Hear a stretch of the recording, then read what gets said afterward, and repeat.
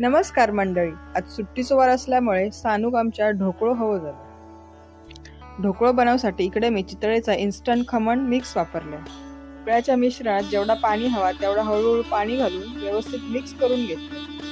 इकडे मी ढोकळो वाफवण्यासाठी एका टोपात पाणी उकळत ठेवलेलं. मिश्रण जास्त असल्यामुळे 2 डब्यांका तेलाचा हात लावलाय आणि 2 डब्यात मिश्रण ओतून 15 मिनिटं ढोकळो वाफवून घेतलंय.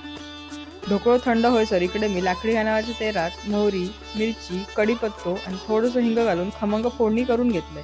दुसरीकडे मी थोडासा साखरेचं पाणी पण करून घेतलंय. ढोकळो थंड झाल्यावर व्यवस्थित डिमोल्ड करून घेतलंय. मग फोडणी पण थंड झाल्यावर ढोकळ्यावर व्यवस्थित पसरवून घेतलंय.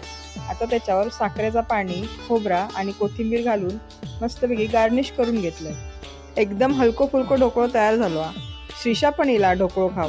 नेहमीप्रमाणे हा व्हिडिओ पण तुम्हाला नक्कीच आवडलो असेल, त्यामुळे आमच्या ह्या व्हिडिओक लाईक, शेअर, सबस्क्राईब आणि कमेंट नक्की करा.